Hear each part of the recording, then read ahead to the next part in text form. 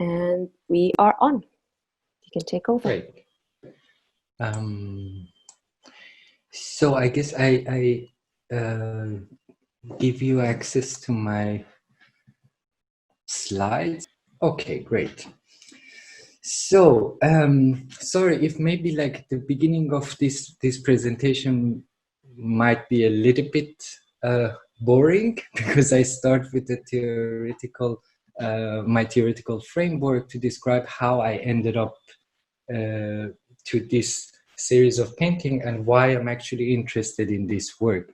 So my PhD, Cosmopolitics of Body, actually consisted of several chapters, and one of the chapters is actually related to this series of work, which with the same title, Decolonizing Friday. So to just give you an overview, for me, the cosmopolitics of the body and the word cosmopolitics, which is a term brought up by new materialists like Haraway or Bradotti and Isabel Stengers, is a critique of universal humanism and the location of body, which has been shaped during 18th century. Basically the hierarchical image of human in the age of enlightenment. It is an analysis of politics of cosmopolitanism through the lens of body, and body through the lens of untranslatability.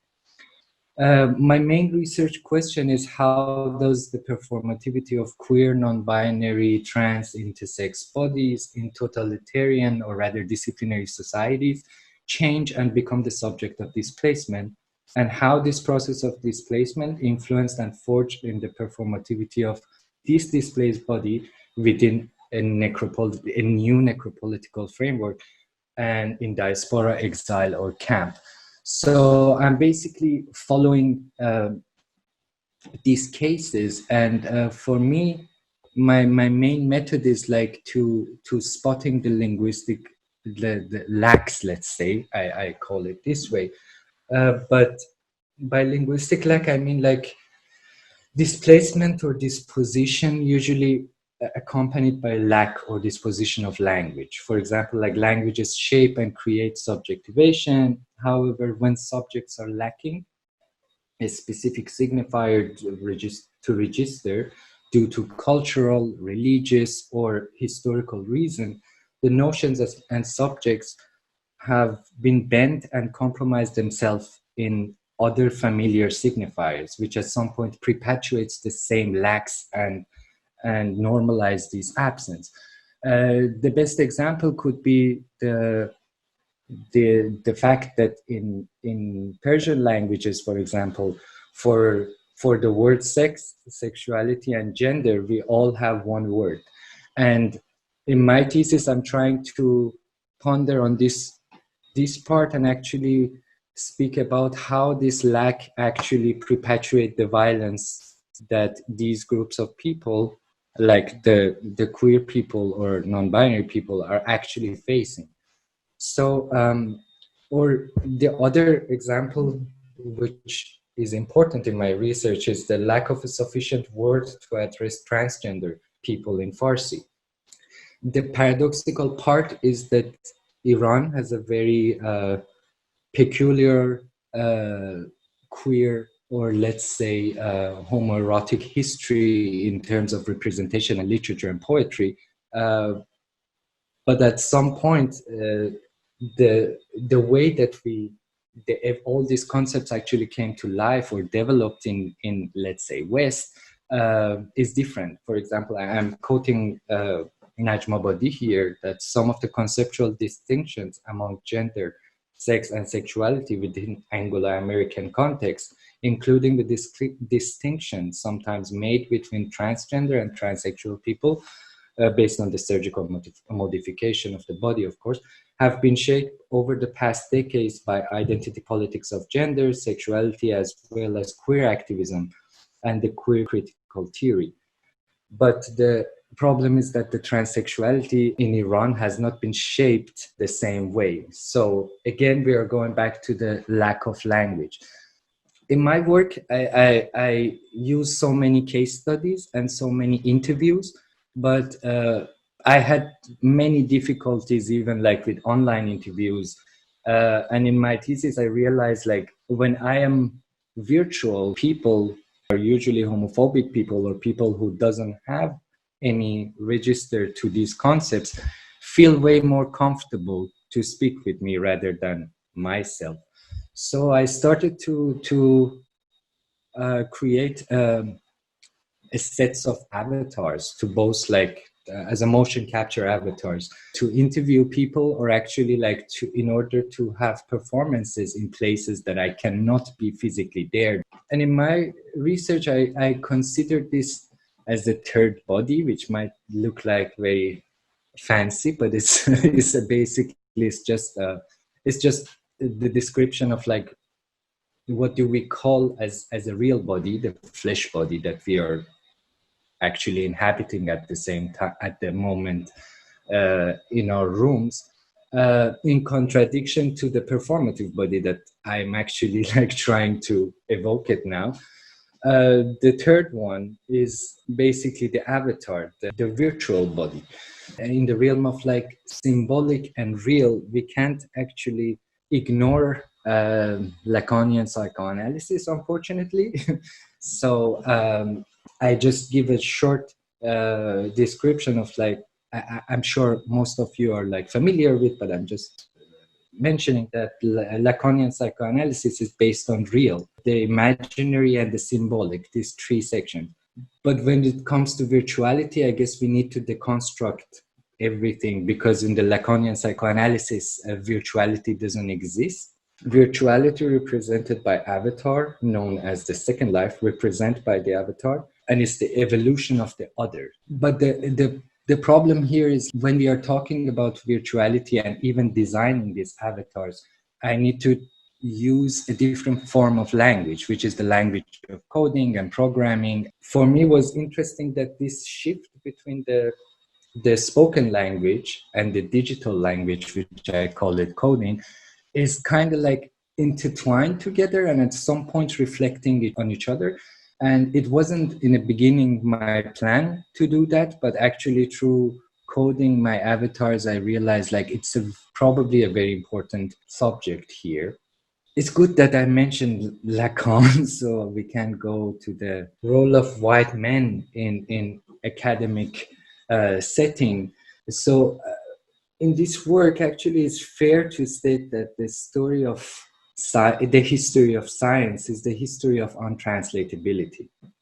Hegemonic languages play a crucial role in this process. Colonial or hegemonic languages, be it English in India or Arabic in Iran, dominated the process of dissemination of knowledge and perhaps provoked the desire of translation between the colonizer and the colonized. To consider this history of modern science, or even we can call it technoscience, we have to closely look at the symbolic figure of the old white man, from the heavenly and authoritarian depiction of God in Christianity, or the academic figure of white man, the dominant academic figure of white man within the history of science.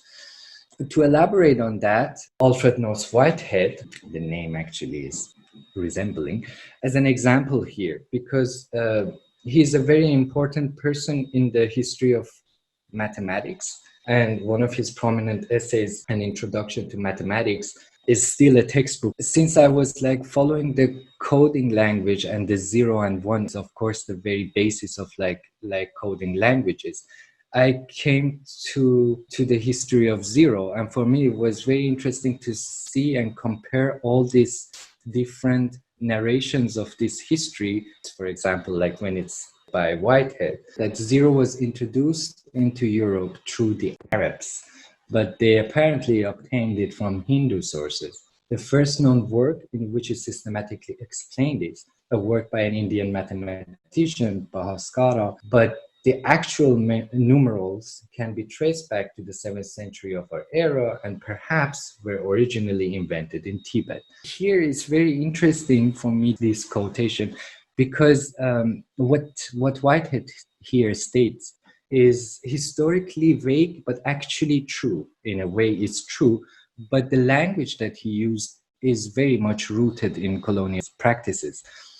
For example, the notion of Hindu-Arabic numerals system is a colonial term, because when the Hindu and Arabic numerals met, which came by colonial history of Arab Muslims, for example. For me, this term is very similar to the structure of the phrase Indo-European, for example, in linguistics, and it's very fascinating that both phrases actually emerged after colonizers start to encounter the colonized and see some similarities or differences. And we are still using these terms. I'm still using these terms in my research. So it's very interesting to ponder that these binary codes that have actually shaped continental philosophy and European and North Americans' ontologies in a way. So the binary is one of the characteristics of colonial languages. Binaries such as sexes, black and white, or the most problematic one, the master-slave binary, which is very much rooted in what we are discussing today. And it's funny because also at the same time, the gender binary is actually like introduced by British colonial modes of thoughts to Indian culture. Before that, there were no such things as gender binary and segmentation. One might argue that white man's desire of superiority is an inherited defect to compensate with all his lacks, perpetuated by centuries of slavery, feudalism, and capitalism. And in fact, the notion of master-slave is an inseparable concept from European language of philosophy, science, computing, arts, and literature, as we go into it shortly. I collect some examples. For example, the master-slave binary in philosophy, which Hegel is probably the protagonist. But at the same time, it's interesting to see like how even Marx adapted the Hegelian notion of master-slave and basically describe the relationship between the worker as a slave and the capitalist as master, because he refers to Hegel's analogy and related to the idea of like slave finds meaning in labor as a form of catharsis, which eventually brings him or her or them into the state of what Hegel calls independent self-consciousness, and in the contrary turns master's life into a meaningless consumption. This example of like the master slave in philosophy, and also the computing. When I started to learn language of coding, it was really shocking to see like we are still using the master slave binary in coding. I mean, some of you might know, but master slave model encoding is actually like refers to an asymmetric model of control, or rather communication in programming, when a controller process like a device consider as master and administer different devices which we call it or even write it in our codings as slaves. But there are several like tech companies, like for example, in Python, if you are familiar with coding system in Python, they dropped this concept out of their coding system. And also recently, after George Floyd being murdered by the police, the collective voice of Black Lives Matter actually echoed in tech companies as a wake-up call to change this binary racist language. However late, but tech companies such as Microsoft GitHub, a very popular software development platform with more than 50 million users, will replace the word master as a default branch name, and creating a new repository is realizing a guidance. So you can rename your section and you are not dependent on the software or on the tech company to continue this language, which is interesting, but still I think it's very late. It's 2020. Yeah, I mean, we all know.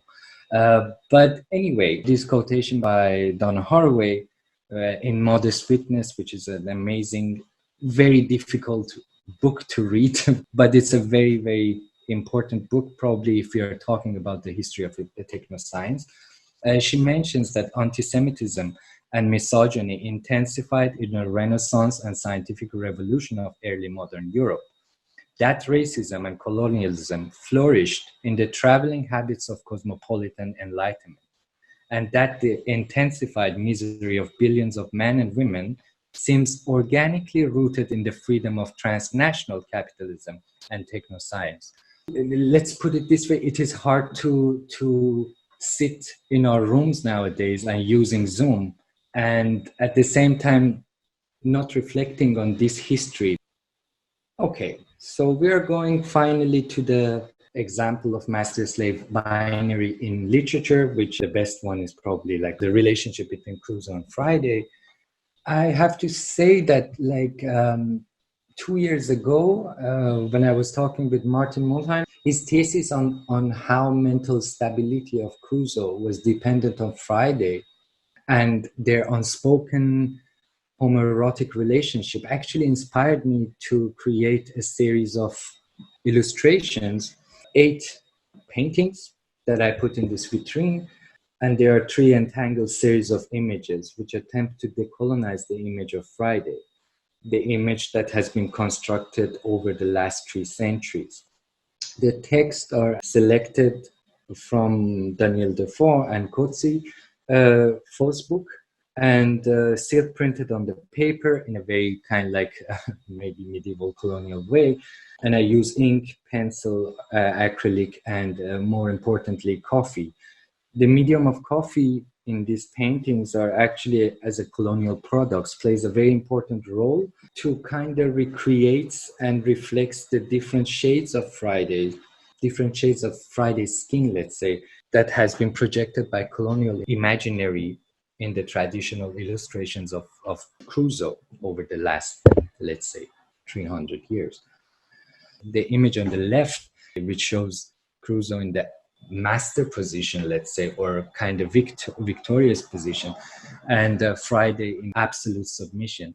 So through that thesis, that there is a relationship between these 2 characters, which centers the story of Crusoe. Even if we go back to Hegelian or others, or even Lacanian and Freudian psychoanalytic view, there must be a moment for Crusoe to consider Friday as master and consider himself as submitted. So the image is actually the image in the middle actually try to portray this story or this notion. I call it a translation of the real image, let's say, or the first image. And speaking of desire, I think it's important to see how collectivity and actually like society basically contribute to the construction of desire. I'm sorry that I'm quoting Deleuze and Guattari here. I don't want to infect you with these 2 people, but at the same time, I think even though that their language are very exclusive and very difficult maybe to understand, I think they did a very good job in terms of like reflecting on the desire in terms of whiteness. So for them, for Deleuze and Guattari, they see desire as a creating relation through which power might operate. They're opposing the Lacanian and Freudian idea of desire, which is usually based on lack, or specifically Oedipal lack. And they claim desire is a productive machine that is multiple and in a state of constant flux. What they consider as therapy, they call it schizoanalysis, is completely opposed what Freud and Jung and Lacan probably practice. They believe in creating conditions, even in terms of like societal conditions, for people to actually assemblage this desire and be part of this constant creation. These 2 paintings are based on the main Crusoe book. I think here I really try to reflect on this heteropatriarchal desire that strongly exists in this story specifically, having the very powerful image of Crusoe's father, which gives him advice and all this kind of fatherly performance, let's say. But the mother is not really that much there. And also, like, this was amazing when Martin mentioned that in the story that actually there is tiny little paragraph image in the middle that mention wife of Crusoe. So we don't know her name, we don't know anything about her. We just know that their marriage was just good for him, apparently, for bringing the children. Let's say to maintain or to construct Crusoe's heterosocial identity. If we talk about the master-slave binary, master usually, if we consider it based on the story, usually manifests itself in this heteropatriarchal desire. That's why I lingered here. If we want to look at how postcolonial literature is always tried to challenge this part, challenge either the notion of heteropatriarchy at the same time. So it's very interesting to see that in the history of like queer liberation or let's say women's rights movements, postcolonial studies and feminist studies are kind of going hand in hand. It looks like there is a kind of like unbreakable bond between these two subjects. For me, the role of Susan Barton in Faude's book is actually an example of how feminism situates itself within the postcolonial literature. Of course, we can criticize it and say like, okay, it could be a form of white feminism because Susan Barton is still looking at Friday from a distance and narrating what he says, and Friday still cannot talk because his tongue is like cut away. For me, it's more like this is how I interpret the role of Susan Barton in this story. And for me, it's very interesting to continue this analysis and see how else we can probably analyze the role of women within the postcolonial literature. But yeah, at the same time, it's funny because the book written by a man, as usual, man knows way better than about feminism usually. And next to postcolonial literature and representation, we come to the queer feminist notion of representation. Queer feminism is not from the one perspective, but rather from an intersectional view. I just choose these three images. They are very different, but I think these are like very interesting forms of how this history actually manifested in art and scientific achievements.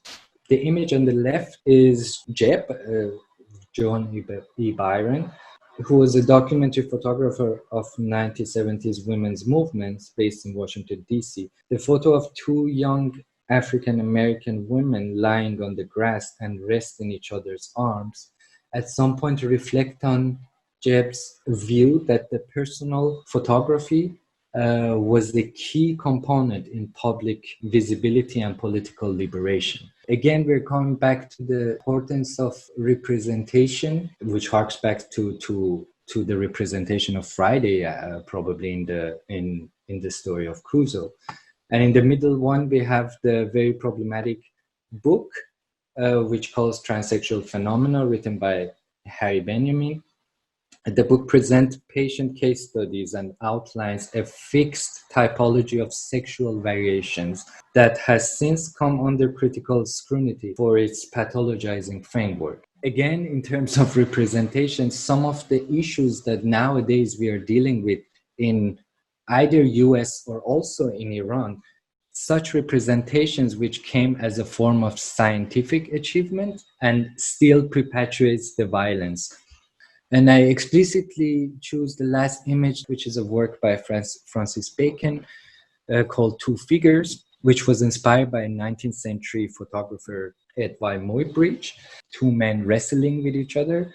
The way that Bacon actually like transposed this figure on a bed suggests a kind of like a sexual struggle bordering perhaps on violence, let's say. It harks back again to the image of like Crusoe and Friday, because if there are several desires that we never talked about it or never being represented, how can we see it as a resexualized form? Not necessarily just to deconstruct images or representation, but rather to decolonizing the notion of desire in itself. Because if you're talking about like how these representations came to existence, which is through a societal construction of desire, then it might be interesting to rethink that instead of just washing away the problematic sides of the history. These two probably are the very important passages of the Book of Fo,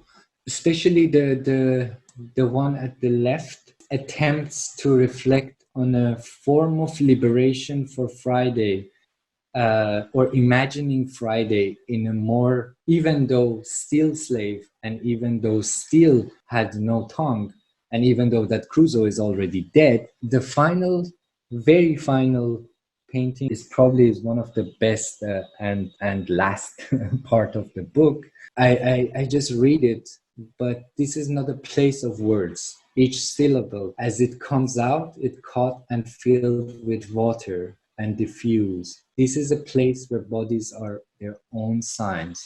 It is the home of Friday. His mouth open from inside, and comes a slow scream, without breath, without interruption. It flows up through his body and out upon me. It passes through the cabin, through the wreck, washing the cliff and the shores of the island. It turns northward and southward, and at the end of the earth, soft and cold, dark and unending. It beats against my eyelids, against the skin of my face. So this final image actually tries to depict a silent scream or an ongoing and urgent breakthrough of Friday or Fridays as a symbol of oppressed body, in order to decolonize a world where Robinson Crusoe is no longer a hero, or at least a master, as a cry to unlearn, to reflect upon, and reread our shared past history, which is probably the attempt of this whole series of work. I mean, it's of course it's my subjective view, but this scream actually harks back at Spivak's question on can the subaltern speak? In the case of Friday, when the tongue has been cut away. I have to give a footnote about Spivak because she is very critical of Deleuze and Guattari's usage of language. So I apologize that I used the Deleuze and Guattari's notion of desire there, but I think like we need to make an assemblage to understand this history that we are dealing with, which reflects in our arts and science and literature. This work is actually exhibited for a couple of months in Robinson Crusoe's library in Kunstzeug House in Rapperswil. Unfortunately, now it's no longer there, but you can check them on my website. And thank you for listening to my talk. And I guess I stopped sharing my screen. Thank you, Kamran, for that amazing lecture. Thank you so much for a huge tour de force through so many challenging thoughts. Yes.